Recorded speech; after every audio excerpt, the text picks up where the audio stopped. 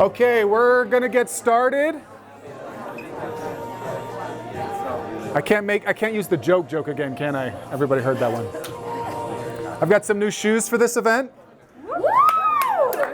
In support of women everywhere, my wife made me buy them and she was right.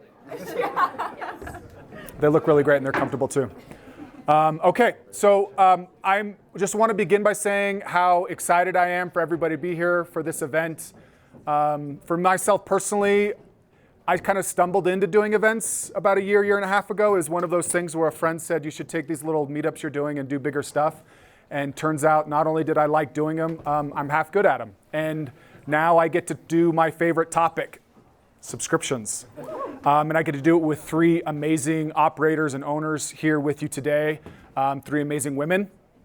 So when you applaud. So I'd like to kick things off first with Kiln. I've been doing events with Kiln since I started. They're an incredible space. I actually have a membership here, and Weston from their team is going to come up and just talk a little bit about it. There's also some cards out there you can see too. Thanks, Matthew. All right, I won't take long. I know we're all excited to hear from you three. Thank you for coming to Kiln today. We are so excited to be able to have events like this. Just real quick, by raise of hands, who is this their first time in a Kiln today? Okay, great. And you're all sitting together almost. That's cool. All right, well, we're really happy you're here.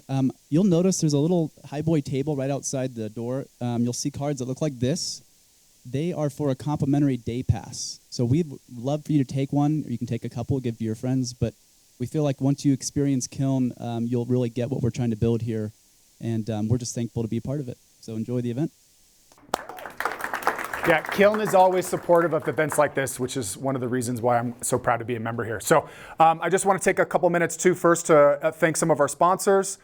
So you can see some of them up here. First is SUBTA, the Subscription Trade Association. I've got a little bit more coming from them. And their co-founder, Chris George, is here. Incredible organization. I am biased because I'm in the subscription space, but it's also one of the funnest events out there. Fiddle. For those of you, this is a Utah startup. They are a great fulfillment and inventory management system software. So if you're doing your own fulfillment, trying to manage your own inventory, you're starting to scale up, they're definitely worth a look. I'm going to skip over here to Corso real quick. If you're doing anything with post-purchase related to package protection, related to claims, warranties, returns, exchanges, you name it, they're an incredible post-purchase software. QPilot is actually what I do. So we're a subscription software. So if you want to, many of you, when you're registering here, we're very kind and opted into our newsletter, Subscription Prescription. So if you ever want to talk subscriptions, please come and let me know. And then finally, Ecom Sweetie. And I've got Megan here to tell you a little bit more about that. Thanks. So I'm with Ecom Sweetie. I'm one of the founders, and Ecom Sweetie is an all-female D2C event that was founded by women for women. So we put on a couple events every year. Our next one is in Miami in June, and then another one in Austin in October. And essentially what it is a 3-day conference where we gather female founders, female marketers, pretty much any female in the e-commerce space to get together and really just network. We have speakers for 2 days. We have a dance party. We have dinner. We have cocktail hour. We have a pool. You name it. It's such a fun event and a really great place for female founders to really connect. We were founded because we went to quite a few D2C events and noticed we were typically one of few women at the event and would just oftentimes not be taken seriously. So we decided to get together, put this event on, and that is a little bit about Ecom Sweetie. If you guys are ever interested, I'd love to get you into the event. We do keep it pretty small, less than 100 attendees, just so that we really have a strong networking connection and can really build those relationships with other female founders. So that's a little bit about Ecom Sweetie, and we're so excited to help sponsor this event today. Yeah, absolutely. And I'm going to put up a QR code at the end so you can, if you want to go to their website and get some more information about them as well. Okay, so to kind of kick things off, a couple of quick questions for the group. Who here works at or owns a subscription brand? Sorry. Okay. Who here is thinking about starting a subscription-based brand? Okay, cool. And then as a final question, has anybody here ever heard of Mixhers? I'm sorry. I'm sorry. I didn't. Did somebody say something back there? Okay. Thank you. All right. This is supposed to be a fun event. This just to give you just a brief little overview of kind of like our agendas. I'm going to stop talking here, and they're going to start talking. We're going to go through that for a while, and then I'm really excited because Chris George is going to join us on the stage. I've done this at one event before, and basically it's kind of like you get to quiz him. Chris George has been in this space for a really long time. It's kind of a really exciting thing. And then we'll do a Q&A for everybody here. So a lot of interaction, a lot of learning. If you don't come away with anything, let me know and I'll give you your money back. Okay? All right. Thank you for chuckling. Okay, now to kick things off, Sarah, I would love to just please introduce yourself and tell us more about Coconu. Okay, is this on? Oh, hi, I am Sarah, president and co-owner of Coconu. Who has heard of Coconu? I love it when people already know what we do. But anyway, we have the most amazing all-natural personal lubricants, a really fun topic to talk about. And we've been around since 2012. And our main mission is just to help couples with connection and make it easier and more fun. It's great. I'm Kara. I'm Senior Director of Growth over at Mixhers, and we are a hormone-friendly female supplement company, and it has been a wild ride. We had 60 subscribers when I first started, and now we are in the 97th percentile of subscription revenue. I'm Caitlin Probst. I am the Director of Marketing at Zhou Nutrition. We are a supplement company. We've been around for 5 years. We are actually omni-channel, so our biggest sales channels are retail. We're retail worldwide.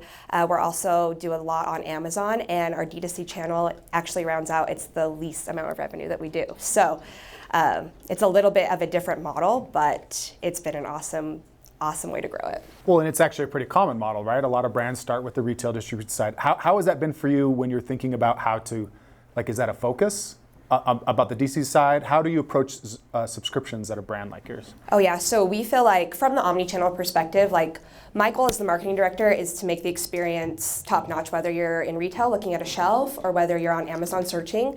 But our website is where you're going to get the most premium experience, and that's where we're going to offer you the best possible experience from like a user perspective and from like an offers perspective. So growing the D2C side and the subscription side has been huge for us because like that's where we really connect with the customer. I like hearing about that connection. Kara, and you talked about starting out with 60. What has been some of the levers of growth that have worked for Mixhers to grow to the 97th percentile? Well, it has not been one thing, and we still haven't found like one thing that will grow our business easily, but it's been like an entire team of people focused on the same goal, working towards our company goals of customer acquisition and retention. So I wish I had an easier answer for you. All right, we're going to come back to that. All right. And then, Sarah, I mean, I first heard you speak at an event with Creatively talking about some of the stigma associated with talking about personal lubricant. So I would assume in your business you're facing maybe a few extra hurdles than others. So I'd love to hear more about that experience for you and how that's gone. I think that is let's see here. Did I turn that off? I think it is challenging for our business because there's not a consistent rate that people use our product. It differs, right? And no judgment here. But that was one of our challenges early on is, okay, are people going to want to reorder this every month, every 3 months, every 6 months? What's typical? So one of our other challenges is our product is all natural, so there isn't a forever shelf life. So before we started really pushing the subscriptions, we really had campaigns around keeping our product fresh and reordering it often, and kind of teaching the customer and training them that that's just what you do with a fresh product. You know, it doesn't sit around open for 12 months. You got to reorder. So we also then encourage them to get busy more frequently. And we have a lot of campaigns around that. But that's really just sort of been our goal with trying to educate the customer and then get them enrolled in subscriptions and have that revenue. And so while maybe like your reorder rate isn't as predictable as some, like from a retention standpoint, I'm curious though about how like the community and how like loyalty to the brand or the product has worked for you. Like, it's been great. We have such great customer loyalty because again, we feel like once people try our product, it's so different from what they've had at the drugstore or what they've tried in the past that they love it and they do come back. So being able to sign up for something like a subscription and just know that it's coming, we have a discount associated with it and free shipping so that there's value for the customer. And so that's been really helpful. and so that makes me think of a really common question in the e-com space. And Kara, I'm curious to hear what you say about this, is this idea of like, how do you approach scaling a brand when you want to grow revenue and profitability, but you also have a brand mission, right? You also are trying to change lives. Like, how much in the boardroom or in the decision-making process is it one or the other? They can definitely coexist. And we have a strong mission as well. And we are all natural, and we just have good teams in both spaces of like building products that are incredible, that won't take away from what we can do revenue-wise. Do you feel like you're leaning more into sometimes like building the brand and the community, or sometimes like, because the idea is like, okay, I'm going to throw discounts to try to scale or try to grow, right? But that doesn't mean people are going to stick around, versus I'm going to try to invest in content or engagement to try to build up more loyalty that way. Yeah, no, that's a great point. We've been scaling back from promotions and how we do things there, and we are trying to build our brand loyalty, but also like our perception, because we are a premium product. I have something that really like changed my thought is really getting to the core of like, what's the value of subscriptions to your fan? And I don't mean that like, what's the value to your business, because you can predict revenue more accurately, but like, what's the value to the consumer? Because you can have a commodity-based product, and if that's the case, you might have to like dip into discounts with your subscriptions a little more. And I'll give you an example. So Billy Razors, I've been a subscriber for like 4 years. In my mind, they didn't really do anything too innovative, right? The razors work great, sure, the shaving cream's awesome, but I don't think they really innovated that product. For me, it's a commodity. Like, it saves me money, their prices are awesome, and I don't have to think about it when I go to the store. I don't like miss walking down the aisle. But to get me as a subscriber, they had to have a really good price. Whereas if you're more of an innovation-based product, like these two ladies up here, you have such a strong brand core and brand mission and brand story, and your product offering truly is unique, you don't have to dip into discounting so heavily right off the bat with subscriptions. A great example of that is like Better Days. They're also a supplement brand, and they're discounting their subscriptions by 10%. My products are more commodity-based, like my vitamin D. There's nothing really innovative about that. So we're discounting those subscriptions 20%. And it's just like, maybe just like really getting to the heart of like, are you commodity-based or are you truly innovation, more brand mission-based? Because I really believe brand mission-based, maybe you don't have to discount as heavily per month on your subscriptions, and that can also like help the revenue conversation when it comes to that. And I'm curious for Zhou, because you mentioned like, well, so they talked about some of their hurdles are a little bit different, right? Perception, right? How people are viewing the product, whether they're willing to try the product. But say like for vitamin D, or I mean, I'm curious about say the stuff, the samples you have out there.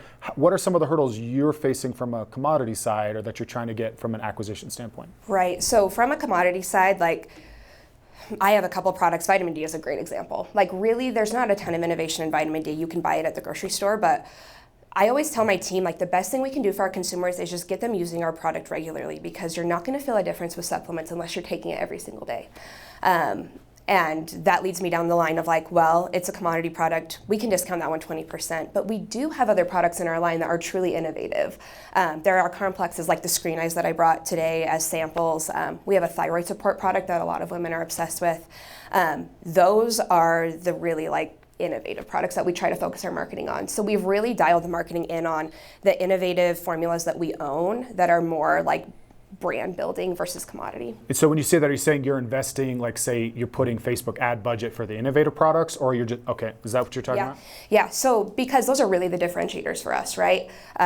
Vitamin D truly is a commodity, and so that's not going to build our brand long term. But what will build our brand long term is products that really like change people's lives that they can't find at any other grocery store, right? And then you keep trying to give the microphone up. But I know, I'm like, please ask someone else a question.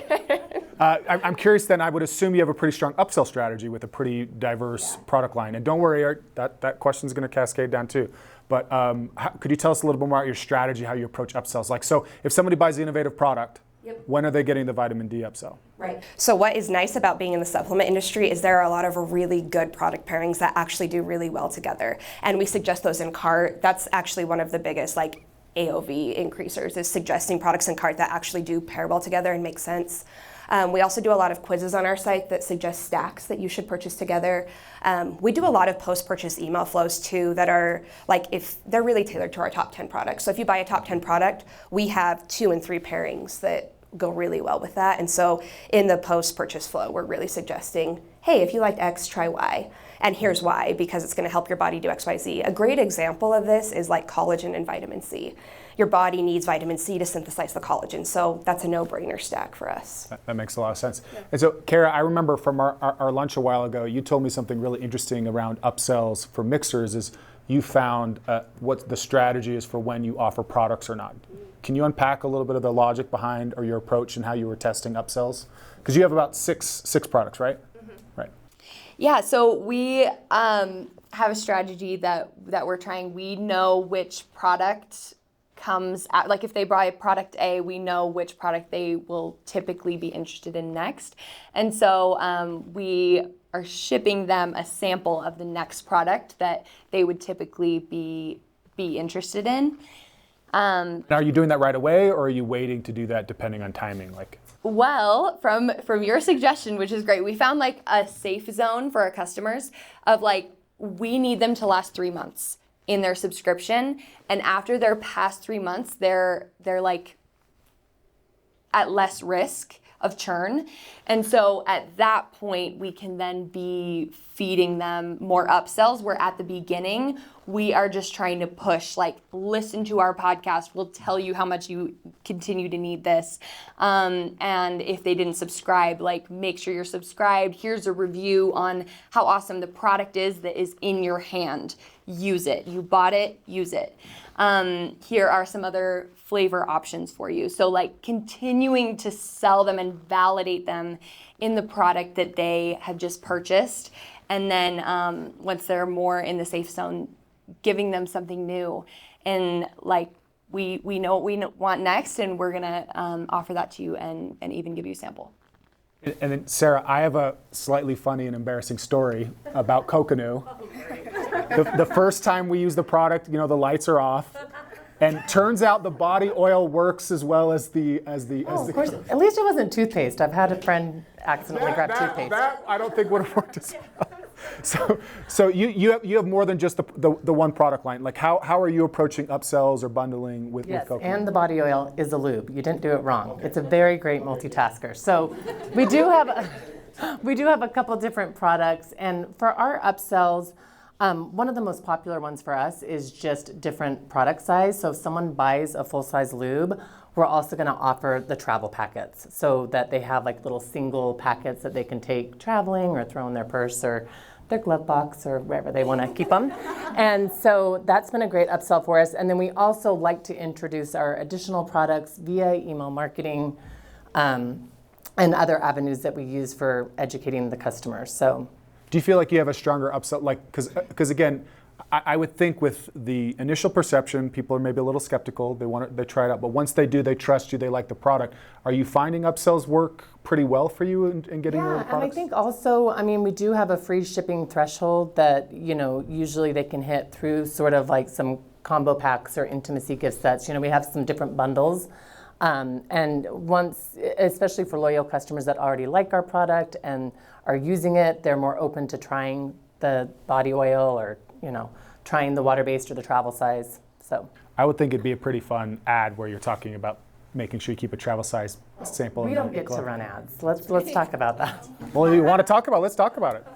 No, I mean, we really are trying to normalize the conversation around lube and intimacy, and I think that's been really fun, and it is getting more normal and more mainstream. You're seeing products like ours that, Nordstrom or in Urban Outfitters, Anthropologie, places like that, but we still have a really hard time with just the traditional e-com, Facebook and Google and TikTok and all of those. So we really aren't focused there at all right now. It's really organic marketing. It's our influencer affiliate network.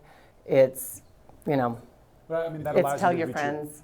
reach your audiences. Are you doing like gift subscriptions or some kind of like friend referral program or anything like that We as well? do have a friend referral program. We have found some great affiliates that were first loyal customers. So we do have that in place as well. Yeah. We have a libido product at Mixhers, and we've had some pushback on even our billboards. It was hard at first to get influencers to talk about it, but once you get people to, and once you get people to listen and understand it, it sells so well. So conversion is really high on it, but it is hard to get the views sometimes. I would imagine that's a pretty frustrating boardroom where you're like, if people would just be okay talking about this or thinking about it. But I think you're right, the conversion is so high because when you hear someone recommend a product like this, you're like, whoa, okay, yeah, actually, swipe up, try that. I mean, And then you mentioned the podcast. Are there some other, that's a really great, can you tell us more about that as a content play, an education play, of how that's worked for Mixhers? Yeah, well, we're trying to be the experts in the hormone space. So we're putting efforts into all of the areas of education so that people know they can get their products where they're getting their education about their hormones. And so yeah, we have leaned into podcast. We are working hard on our SEO. We educate a lot on all of our social channels, and it's an interesting product because we are fulfilling a need that is currently there. Like, people have such a hard time with PMS, with menopause, and all these things that are problems, but they just don't know there's a solution. So we're having to show them that there is a solution that actually will help. And so we're not having to create the problem and provide the solution, but we're trying to show them this solution is not too good to be true. This is something that can actually help you. No, that makes a lot of sense. Okay, so we've talked a little bit about acquisition, and I mean, we talked about quite a bit of it, but I'm curious to hear some more of the maybe obstacles or problems you've seen related to the retention side of things, right? Like someone's trying the product, but they don't keep using it, and whoever wants to start with that is more than welcome to. I can start. So we do have a pretty deep discount on our subscriptions. It's 20%. Sometimes we do promos where we up that to 25%. Obviously with that, the fear is first month churn, right? You'll subscribe for 1 month, get the product, and then stop your subscription. A really successful promo that we did recently that we haven't seen any churn from is start a new subscription, get your second month free. And that's been really, really successful for us. The churn has been very, very low. And the idea is, once again, our space is supplements. So we need the person to try the product for 30 days to really get a feel for how it makes them feel, if they like it. And so you really want them to get through that second month, that 60-day. You mentioned earlier, if you get over that 3-month hump, that subscription's a little bit safer. So trying to encourage that window of time to be longer until they consider canceling the subscription. So for us, second month free, that really got them over that hump. They're going to wait to cancel, and then they're hitting that third month before they know it. I love it. That's not an offer I've heard before. Yeah. We tested it with Zhou. I'm part of a parent company that has 8 other supplement brands. So we started it there and then tested it across the other brands, and it's worked for every single one of us. So I really like that tactic. You can all try that one too. She shared it with me. That's good to hear you say that, because that is something I'm asking everyone who has subscription brands is how do you promote without making all of your other current subscribers mad that they don't have the promotion that you're giving to new people? So that's kind of a constant struggle that we are going through, and that we have found a couple of ways that we're okay, this is one that works, but it is tiptoey because you have these loyal people that they're like we should be getting your best, and we want to be putting our best foot forward for our subscribers, but we also want like some good acquisition going on. So there is like a fine line to be walking there with subscriptions. So Yeah, I also want to say we just switched over to Yotpo for loyalty and reviews. And one thing we've done that's been awesome is anyone who subscribes, we automatically put them in the top tier loyalty program, which means you get free VIP send-outs of our new products before they come out. And that helps from like, we're not necessarily like trying to get you to subscribe to more products, but we just want you to feel like you're part of the community. You're a subscriber, you're top tier part of our community, and we're gonna give you as much like insider info as we can. Yeah, Sarah, I mean, you mentioned a unique problem with there being different types of usage on your product. I mean, have you been able to find anything that's how you're approaching that? I know, that's our issue. Our product lasts too long, unfortunately. But so that really is where we kind of are trying to encourage people to use it every time and to use it more frequently. So we had a whole campaign around scheduling sex and putting it on the calendar. We had a free ebook we sent out and just sort of messaging more about making your relationship and your sexual relationship a priority, especially now when people are so busy and overscheduled and exhausted. So really prioritizing it and putting it on the calendar encouraged people to use it more and then allowed them to reorder more. So it helped us as well. So that's been kind of, have a question though about in general with subscriptions, because so many people prefer the checkout experience of just a quick Apple Pay and an instant checkout. And so do you guys do something post-purchase other than emails to get them into the subscription, or do you prioritize subscriptions over the quick Apple Pay checkout? You're saying you can't, because you can't use Apple Pay, but you could use Shop Pay on the subscription, right? Or There's probably a way. We're just barely getting into this and looking at a new Shopify template. So maybe there's just one out there, but the one we currently have, you can't do the subscription sign up at the same time if you're swiping out and just. okay, yeah. Does that make sense? Yeah, there are ways to do that. Yeah, depending on the template, or like basically you want to use the quick, essentially one-click checkout on a subscription, is what you're saying, right? Right. I think so. yeah, I'll ask Allie later. Yeah, Shop Pay is a good way to do that. We might be moving away from it, but we're pushing subscriptions throughout the entire checkout process, and maybe that's not for every company, but like we try to go for about a 50% subscription versus one time for every person that checks out on our website, and are pushing that the whole time. And our checkout process is the same for subscription as one time. So this is great. This is actually a great time. I want to bring up Chris at this point because this is starting to turn a great discussion around UX experience. So everybody, this is Chris George. He's the co-founder of SUBTA, the Subscription Trade Association, but he's also co-founder of Gentleman's Box, which was bought and sold. So he's been in the subscription space for a long time, done consulting. I'm trying to say lots of great things about him because he's not going to sit here and toot his own horn, but he's very, very knowledgeable. So one of the reasons I want to bring up here is both for you three to be able to pick his brain on with a question like that, and then also to be able to add more for everybody here. So Chris, you heard some questions around UX and checkout experience, I'd say. Yeah, I think I have a mic. Is this for the video? All right, cool. Well, hey everybody, I'm Chris. I'm excited to be here. I love talking subscriptions, so this is a ton of fun. And you were talking about the checkout experience with Apple Pay. That's for sure something you can adjust, and there's a plugin that'll allow you to do that. I have some other things that I wrote notes about when you were talking about not being able to run ads. But before I get into that, what was the other UX question that just came up? It was really just about checkout, but whether you're emphasizing subscriptions or not, that kind of thing. Yeah, for sure. So I've always said this, right? The subscription customer is always more valuable, right? So in a lot of cases, I recommend the brands turn off any sort of one-time purchase, because if you're going to spend ad dollars to drive the customer to the website, you'd rather than buy a subscription than a one-off, right? Because typically there's going to be an LTV.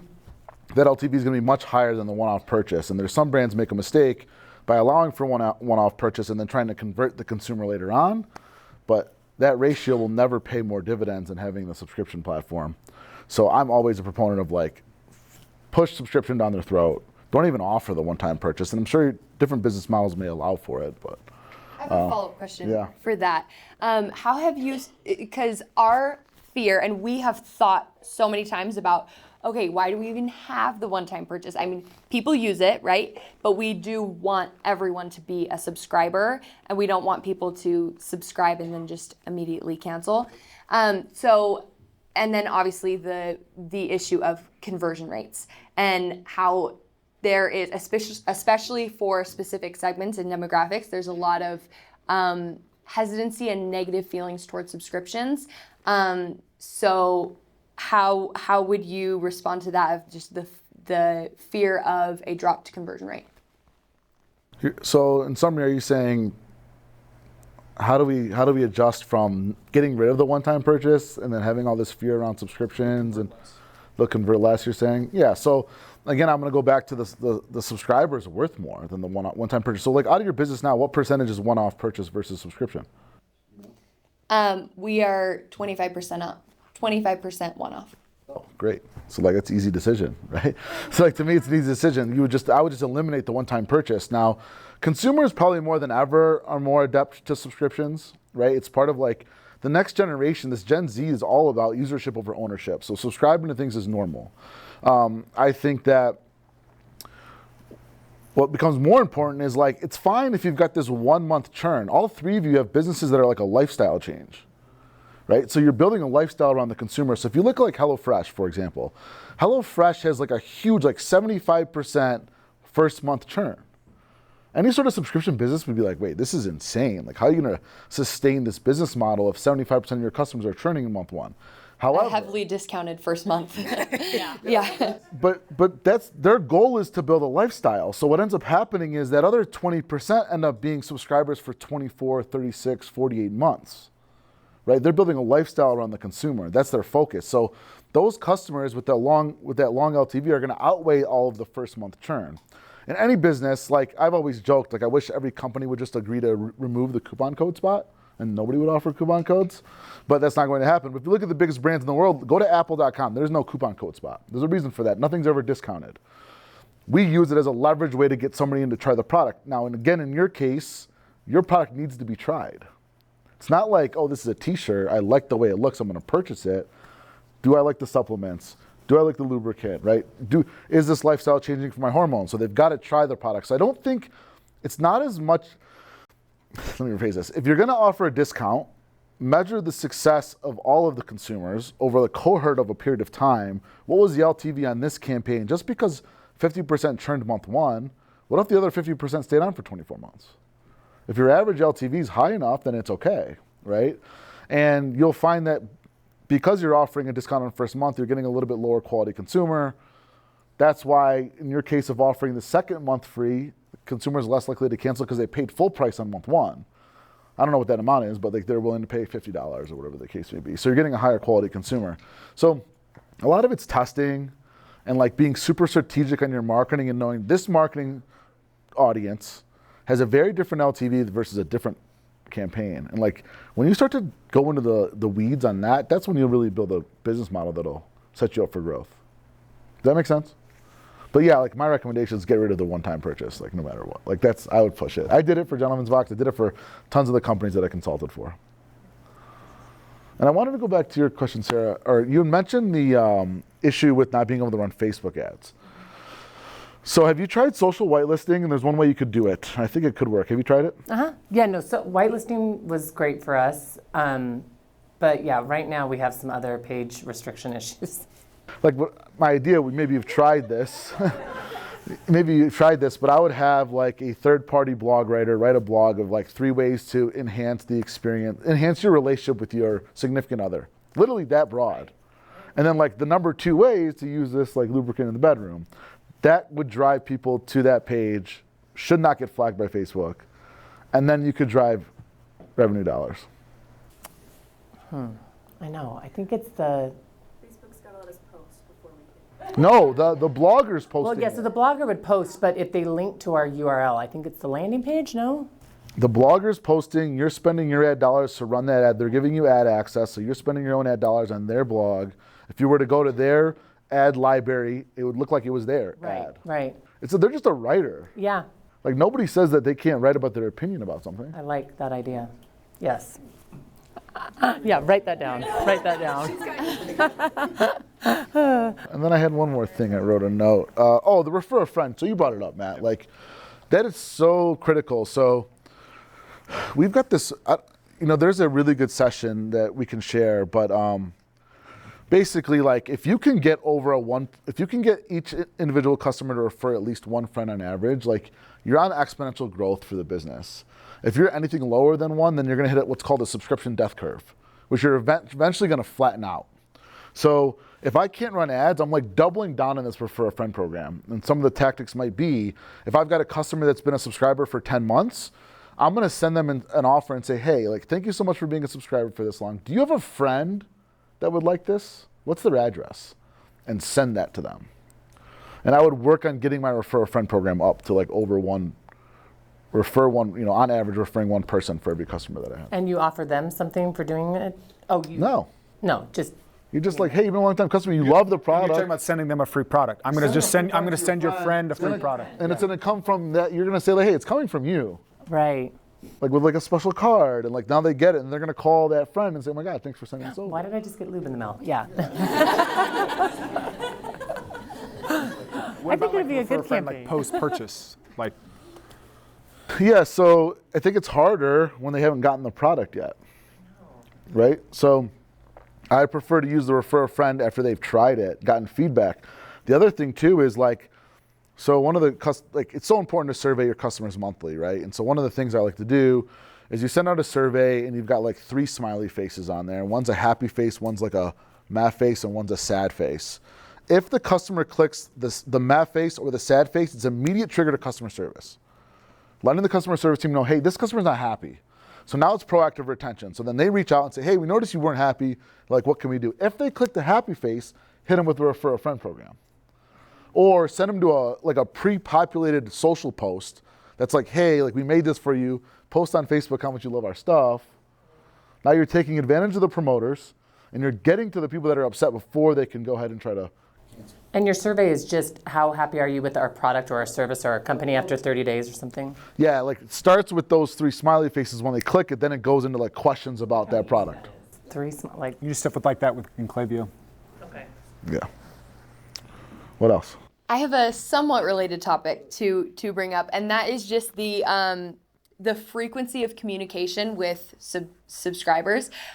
We have tried everything on the spectrum of how much communication to give to customers and tested retention in that.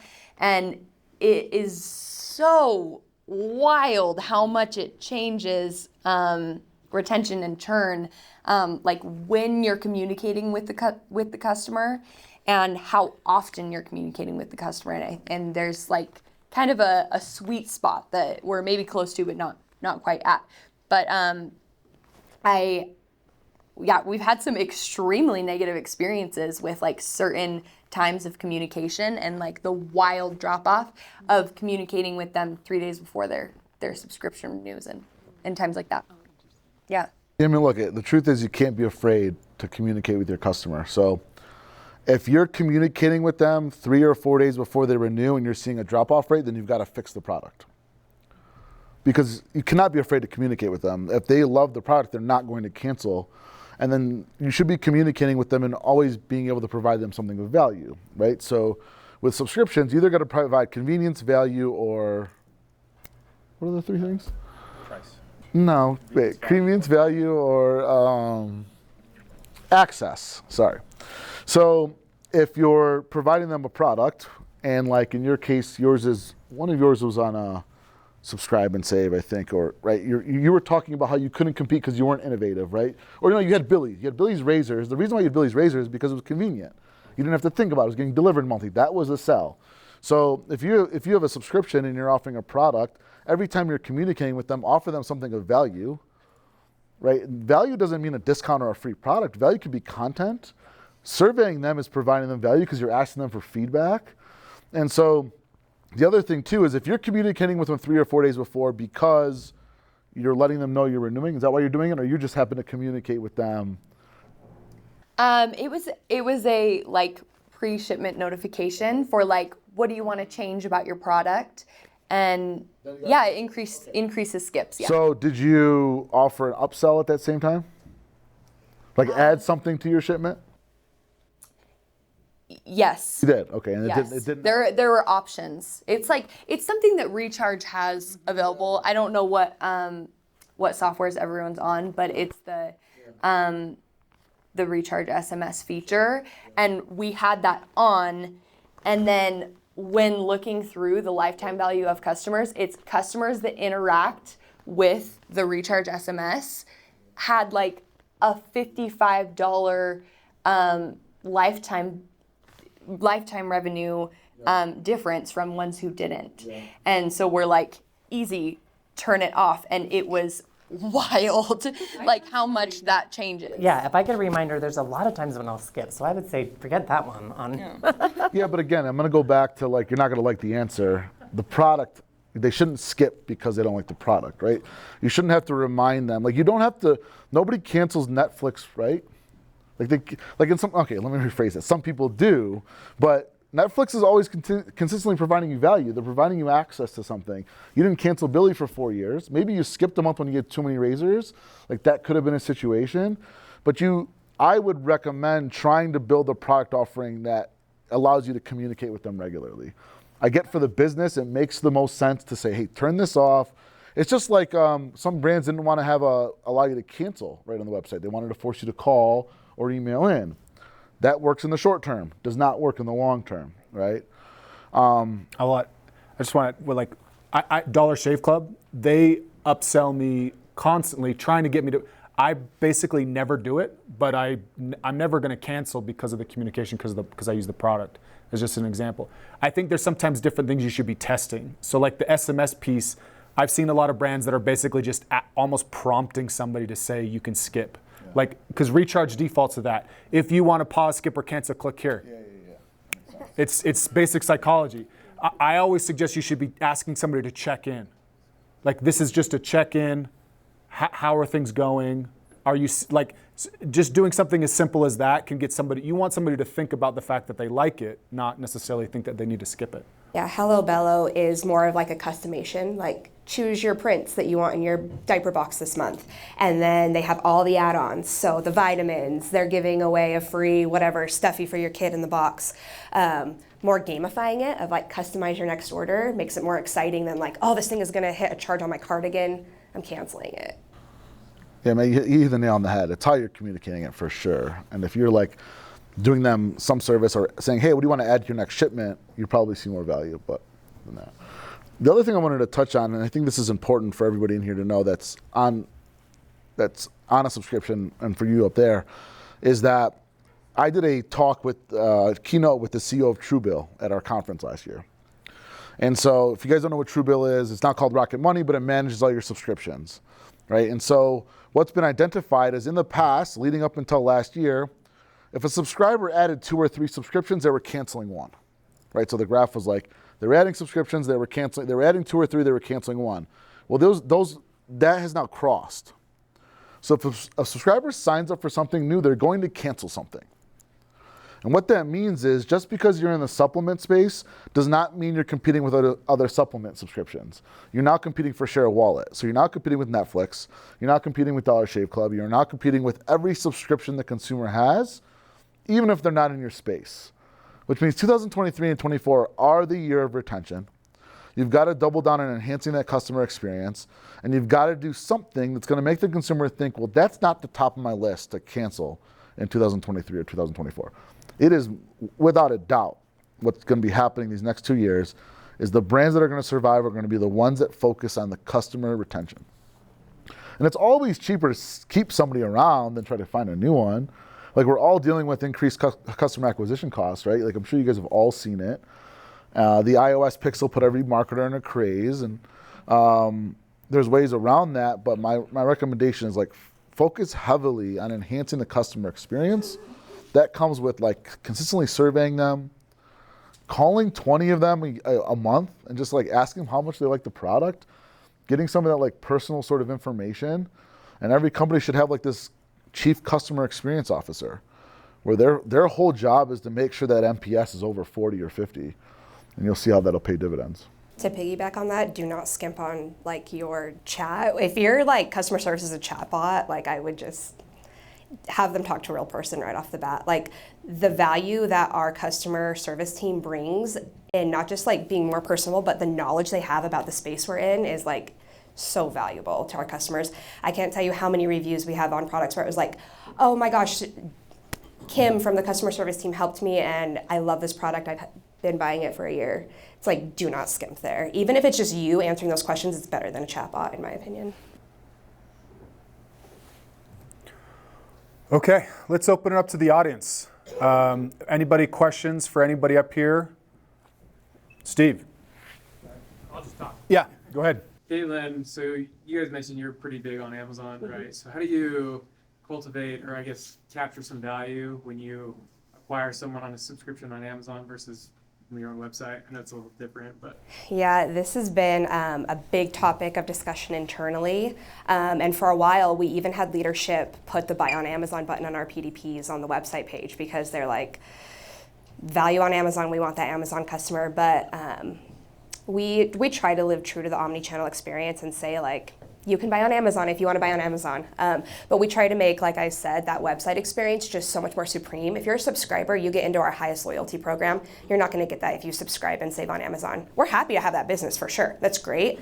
But we're trying to bring so much value to you if you subscribe and save from our direct website. There's the community aspect. There's like the VIP aspect of we're sending you all the new products that you would ever want. We're involving you. We do tons of consumer surveys where we ask like, what do you want to see? Do you want to preview the stuff we're working on and tell us what you think about it? And so we're just trying to do value adds there that just can't be offered on Amazon. However, leadership absolutely is trying to get me to push everyone to Amazon. So it's kind of like an internal like tightrope I'm trying to walk for sure. I'm curious, would you implement the buy with Prime button off Amazon that they're trying to implement on Shopify where you could buy through Amazon's fulfillment network, though the sale technically goes through Shopify? Yeah, so I mean, any tactic where we push them to Amazon, leadership team is like, absolutely do that. Wait, so when you push them there, you are fulfilling through Shopify or through You're Amazon? fulfilling through Amazon. But you're getting their customer information or no? You are, yeah. Yes, you are. It's a new initiative that they're, I like that. yeah, Does the subscription work that way? Like, can you still can they check out as a subscription, or is it a one? they're working on that too, yes, yeah. Okay. Yeah, trust me, Amazon's trying to get their hooks and everything. Not always a bad thing, but it's something that they're working on. Kind of coming from the other side of like, we are strong D2C and we've been scared of Amazon for a while of like, we don't want Amazon to take our customers. Like, they are very important to us. Our follow-up is very important to us, and like having their information and building our community is like a huge emphasis for us. So we were like slow to bring on Amazon as one of our channels. And we've had to kind of change our perspective over the last year of like, if we want to be a big brand, we have to think like a big brand. We have to be omni-channel.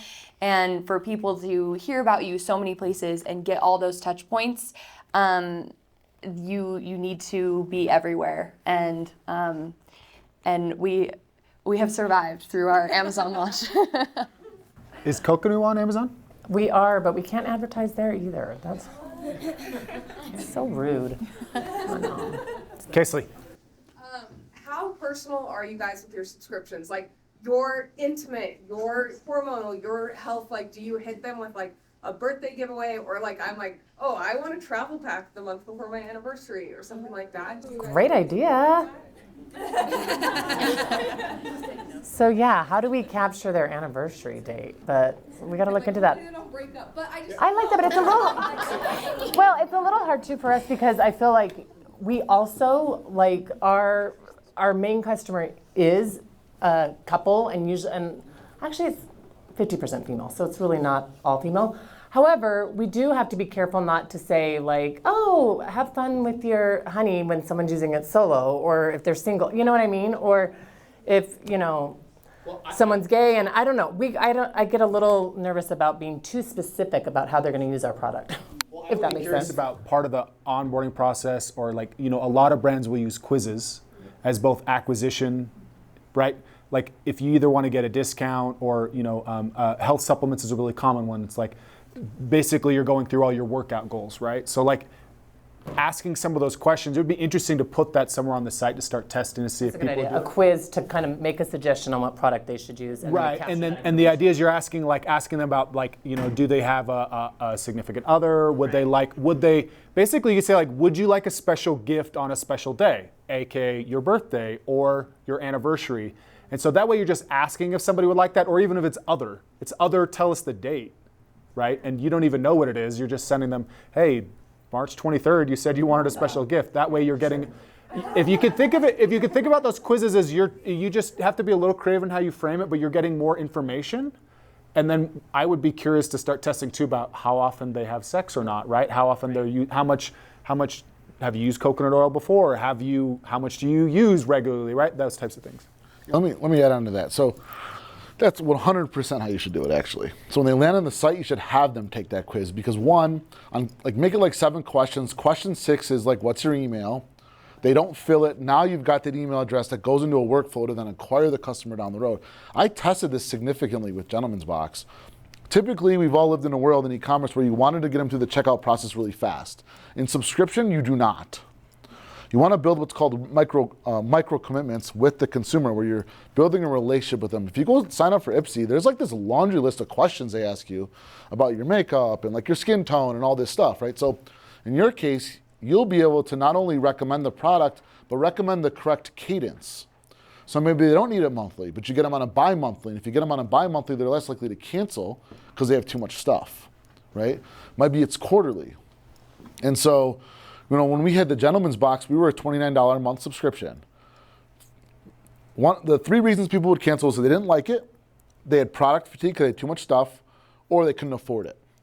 We sat in the room, we said, hey, let's start this quarterly subscription. So we started a $99 premium Gentleman's Box subscription. We asked all these questions leading up. How often did you wear a tie? Do you like to look dapper? How many days a week are you in the office? And then they would go through and it said they had to be approved to be in this program. Well, they'd answer the questions and everybody would get approved, and there was a 10-minute counter, and it was like, there's only 20 spots left, you better sign up now. Well, we had a higher conversion rate by asking them questions, and the ones that didn't convert, we got their information, we can convert them down the road. So you should A/B test that. Build 2 landing pages, one that doesn't have it, one does send half the traffic to the landing page with the quiz, and I think you'll find that not only will you get more information, you'll give them the right product offering, which will help with retention. That's so interesting to A/B test it because so much of our new traffic does come from a referral, say like an influencer where it's just a quick swipe up and our conversion rate's so high on that. So I hate to make them take any extra steps that would not make that impulse purchase, but... What if the influencer is talking about the fact there's a quiz? Right. That's the thing I was just going to add is like, if that's part of the process, I took this quiz, this is what I found out, you could embed it with it. Yeah, love it. Taylor. So building off of the idea of the quiz and like the cadence, I have a question for you guys is, especially you, Shira, have you done any testing on how often they do need to review the product? Especially since you don't know, or like any grouping that you found with that? I mean, again, it's tricky because it's hard to really, I think we do have some general idea, but it really is so individual. Some people use it for vacation, some people, again, it's all over the place. But I like the idea of a quiz that kind of gives us more information because we're just guessing. We've just launched that and it's done super well for us. We've seen a 13% engagement rate on our quizzes, which is wild and I think good retention as well. But speaking to the customizations as well, like the more bandwidth we get as a team, that's where the energy goes, is making the experience more personalized to each customer. And so that's something that we've dipped our toes in and we're ready to dive in. Awesome. Yep, right here. Yeah. So speaking to like the innovative products that you each have and the daily use and lifestyle change that's needed to get someone on a subscription, what kind of things have you seen that you've done that have been successful that have helped people there to make that change, right? I'm thinking of like the one-time purchaser, whether that takes them a little while through that process or out of the gate, seeing and understanding, I need this every single day. We probably all have a lot of thoughts on that. You go first. Well, you said like it's an identity change, and that's what we've had to communicate with the customers is like they are Mixhers girls. Like this is like part of their routine and kind of who they are, and so we make our brand something they want in their life, and then we show them how to put it in their life. We recently released an app that they can track their period and they can track their symptoms, but they can also track which supplements they took that day, so that they can see what's affecting them the most. And so we're trying to not only tell them, but show them. And that is something we're working on right now, is trying to increase the frequency and usage of the products to help our churn.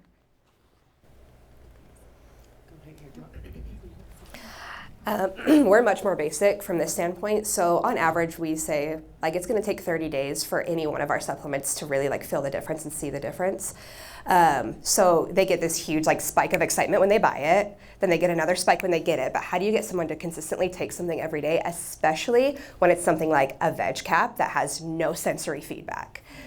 So we've taken a lot of our best-selling supplements actually and switched them. Can it be a gummy format? Can it be a powder format? At least in that case, we get taste.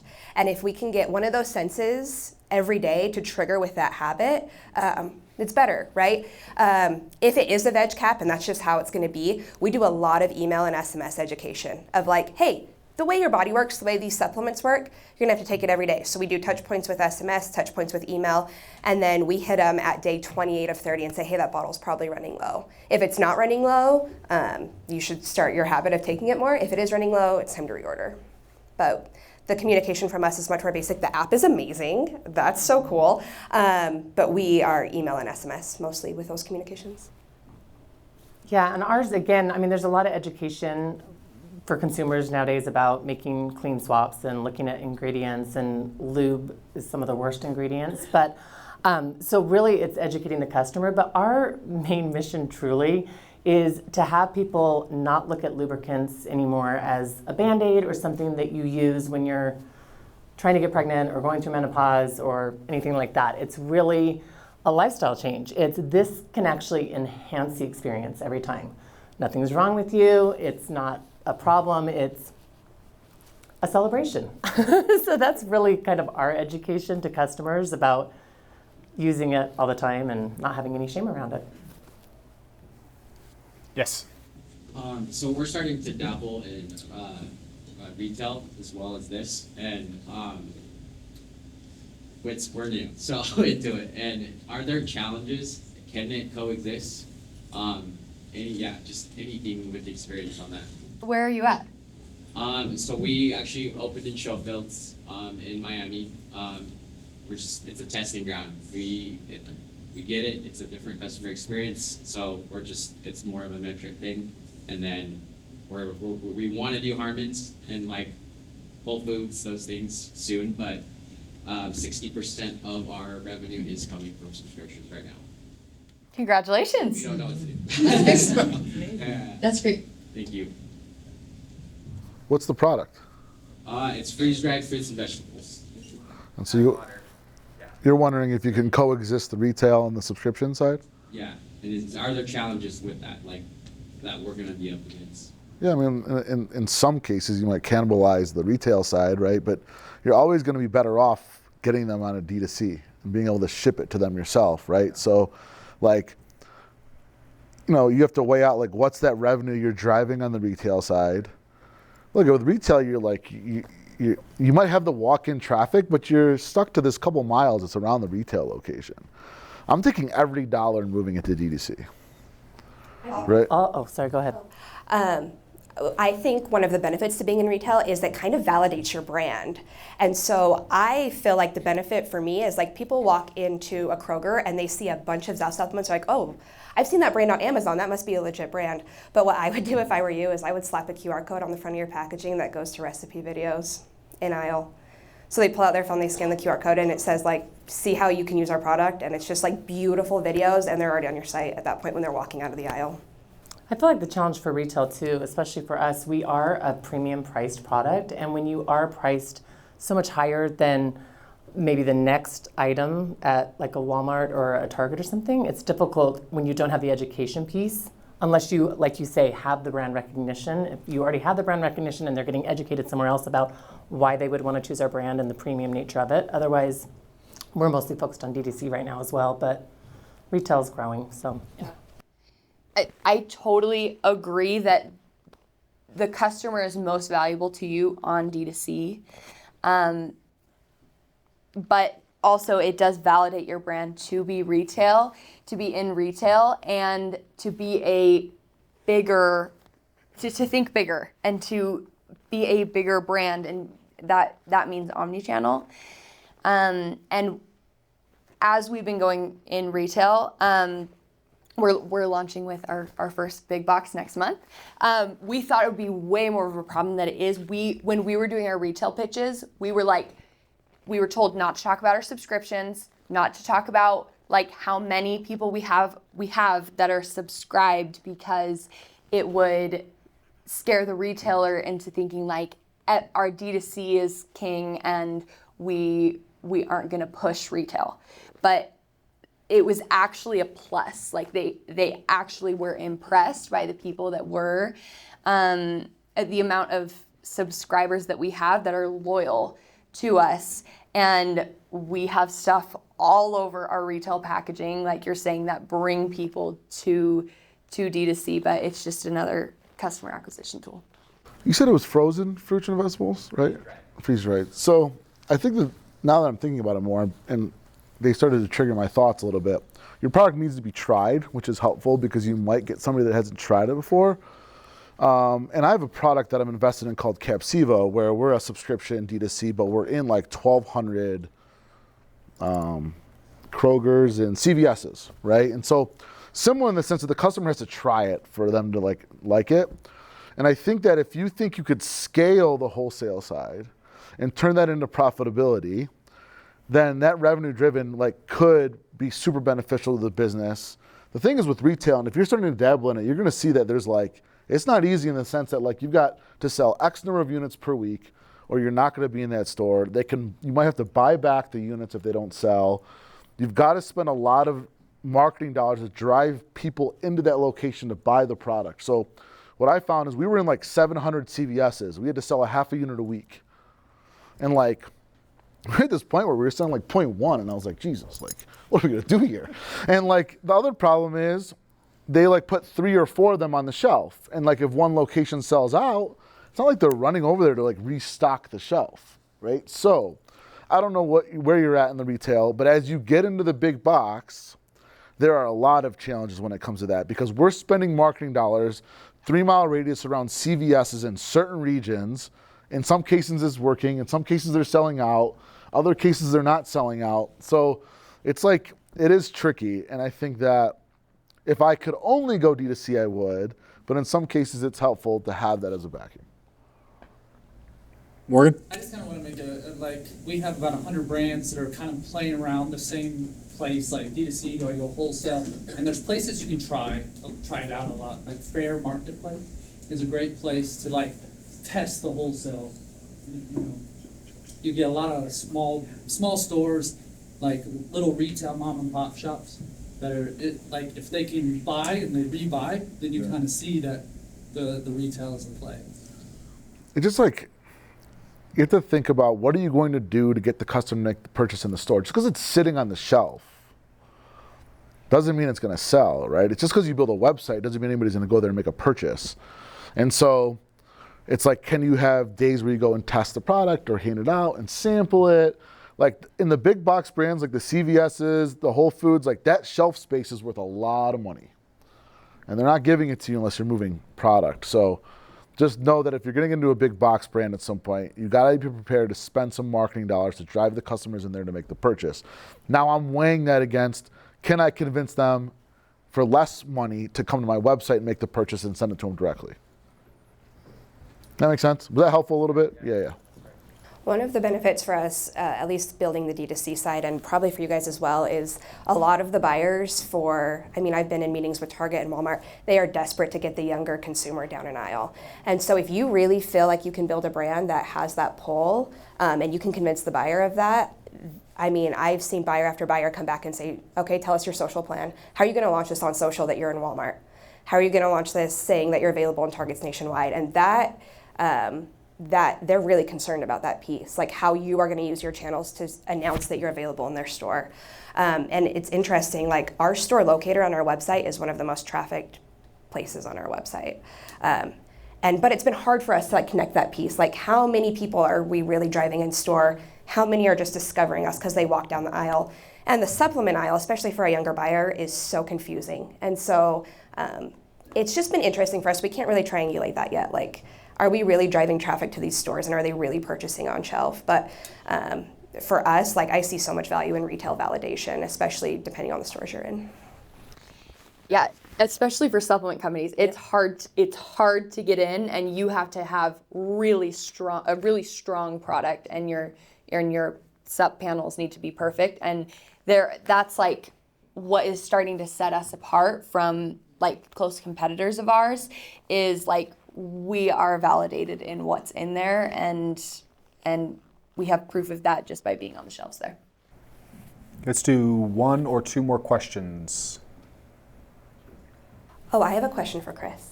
Sorry. Okay, go ahead. Could you tell us what your tech stack recommendation would be? From landing page, reviews, SMS, do you have any tech stack recommendations? That's funny. I gotta say Q-Pilot. No, I'm just kidding. No, so, you know what? I wouldn't say that I have the recommendations fully. So on my side, we're vendor agnostic, right? We run the largest event in the world for all consumer subscriptions. So we've got the Yachtpos and every subscription platform that's at our conference.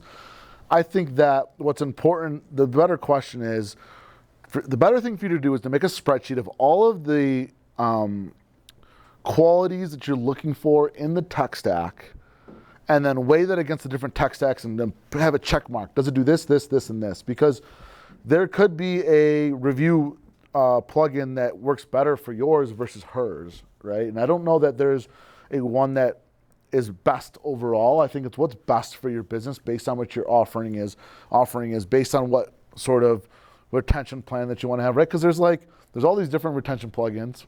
There's all these churn busters, rebuy, there's all those. There are all the different subscription platforms. The best thing you can do is write out all the qualities you want in the tech stack, and then find 3 of them and see which ones hit the most check boxes. Does that make sense? Yeah. Have you seen a shift? Sorry, I don't know if have you seen a shift in companies that have had long-standing tech stacks with the new Shopify Open API? Yeah, for sure. Look at. The truth is, for the longest time, Recharge and Bold were your only answer. Right. When I started, that wasn't even an answer, right? When we had Gentleman's Box, we were on WooCommerce and we were using Woo subscriptions, and I was on Slack with the developers, telling them how to build this thing. So, for sure, there's a ton of them. I've never seen so many new ones come into the field as of more recently. And very impressive. Yeah, very impressive. So I think that definitely, I think that you look at the current tech stack you're on. If it's not hitting all the qualities you're looking for, then you find the one that does. I would say, as somebody who reviews a lot and looks at a lot of software, especially with subscriptions, it's really about what he said is each one, and I'm familiar with quite a few of them, have a particular mission, right? The founder behind it had an experience with Klaviyo, and so it's the best one with the best Klaviyo integration, right? Q-Pilot is very obsessed with delivery outcomes, being able to make sure customers can get what they want on the schedule they want and delivered they want, right? And that's because of David's experience with building those types of delivery programs. So each software has that mission, and then they add on other features based off of what they feel like their customers need or is good for them. So the best way to think about it is, like he said, is start thinking about when you're new, it's really about getting what's most flexible for your business. the lowest cost to get you an MVP. So if you're launching a new site, what subscription software? You don't need a landing page builder, right? You just need to build product pages in Shopify when you're first starting, right? You just need to go through an MVP status.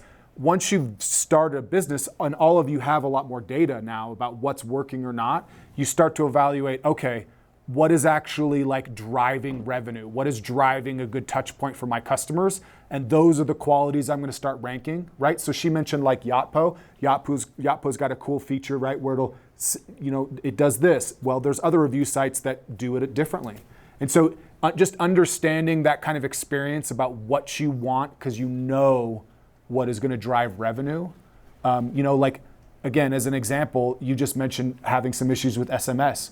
Well, if I told you to go try this one software because it's the best SMS out there, I don't want SMS. I want a really interactive customer portal, right? That's what's more motivational to me, right? So that's the kind of approach with evaluating tech stack stuff. Cool. Well, let's give everybody a round of applause.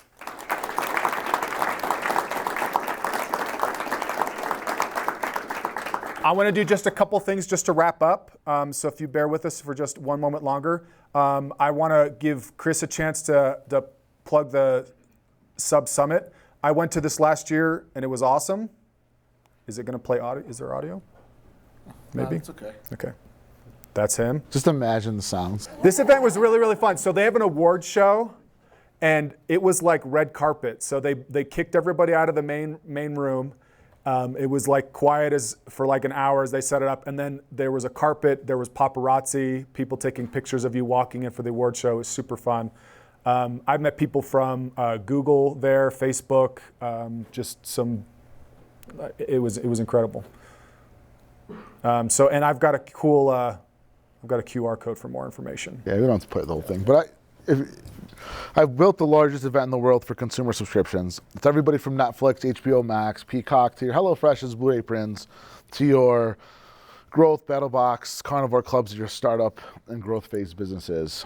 We did this because we want to help consumer brands build better businesses. There's multiple tracks. It's 3 days long, huge exhibit hall, 130 exhibitors, speakers from, gosh, like I mentioned, we've got a panel with Time Magazine, New York Times, and Wall Street Journal.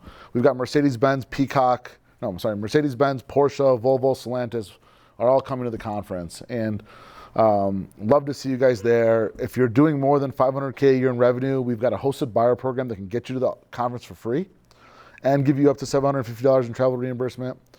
If you're a solution provider, this is a great way to meet more consumer subscription brands. So feel free to scan one of those and reach out to me, but love to see you in Dallas. It's going to be this year, May 31st to June 2nd. Yeah, it's really fun. Okay, and then let's see, Megan. So to learn more about Ecom Sweetie, this is a QR code that goes to their website.